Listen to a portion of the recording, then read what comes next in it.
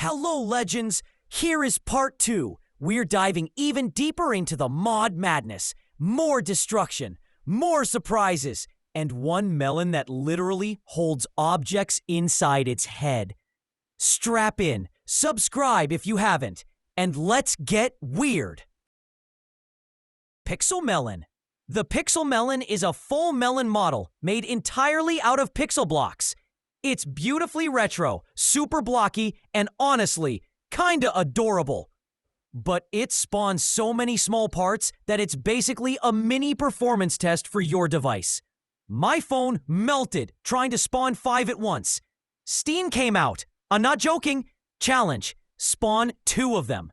Then blow one up with fireworks and film it in slow motion. Shark. This mod is called Shark, but it's way more intense than that sounds. This shark can bite, stab with its head, glide through water, and look terrifying while doing all of it. It even has multiple layers of detailed design, and if you give it a water-breathing syringe, it won't drown. Pro tip, put the Dunkelosis and the shark in the same water map. Then sit back and watch the carnage. Who would win? Prehistoric fish or melon-modified murder shark? Glass Melon. Now this is the weirdest character in all of Melon Playground. From the outside, Glass Melon looks normal. But when you pause the game, you'll notice it can hold objects inside its head. Like, what? I placed a tiny wrench on its face and it just floated there. No glue, no trick, no logic. My guess? Black magic. Or maybe Melon Playground just gave up and said, physics is optional now. Tell me in the comments, how does this even work? McGuarden Vela Supercar. Long name, insanely fast car. If speed is your thing, McGuarden Vela Supercar is the mod for you. It's one of the fastest vehicles on the entire workshop. Features: a working door, clean melon seating, absurd acceleration, and a design that screams, yes, I crash in style. It sometimes suffers from the rope glitch, but if you're not smashing into walls at 400 kilometers per hour, you're not using it right. Challenge. Race this car down the endless city with 3 other melons hanging on. First one standing wins. Simple Prison. This mod might look simple, but it's secretly one of the best roleplay environments in the game.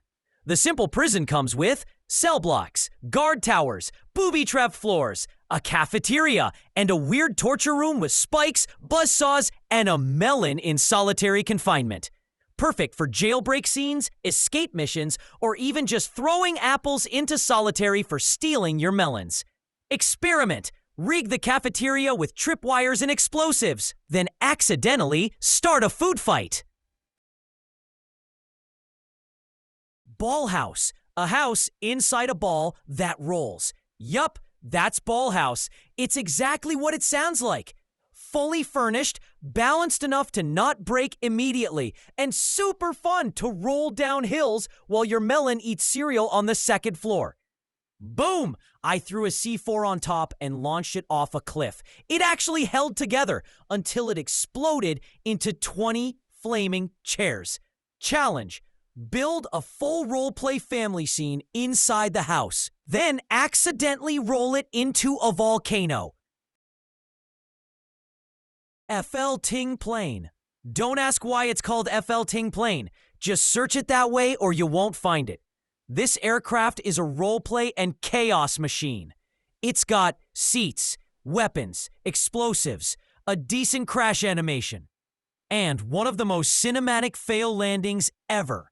It even comes preloaded with Molotovs and C4, which is weirdly convenient.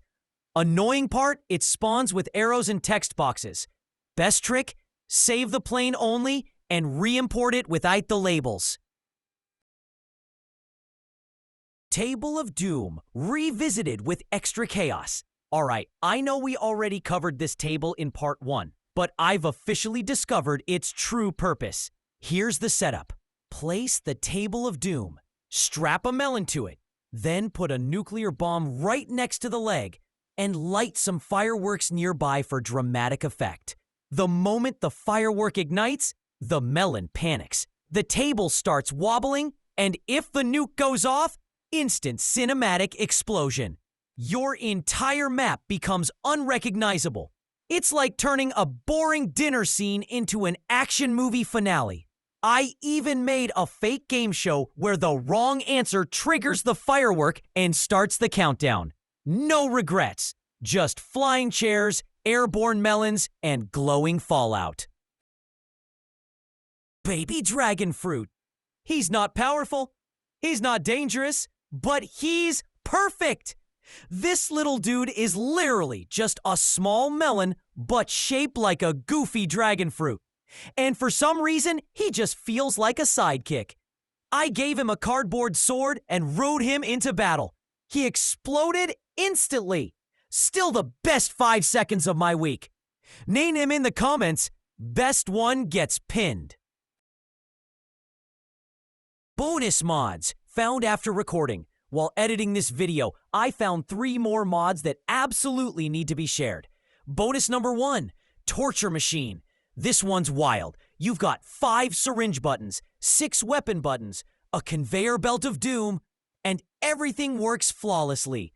There's something deeply satisfying about pressing a button and seeing a melon injected, fried, and launched in 1 second flat.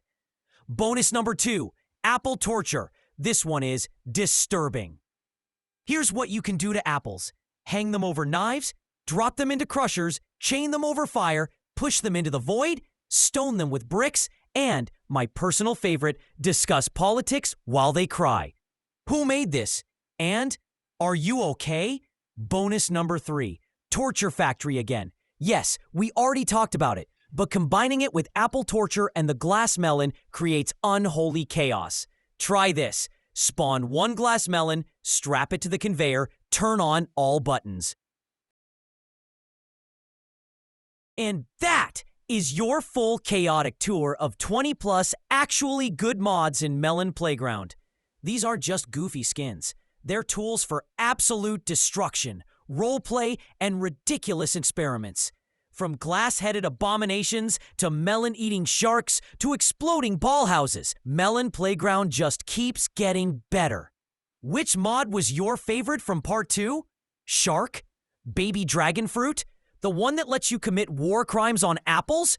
Drop it in the comments. Like, subscribe, turn on the bell, and maybe hug a melon today.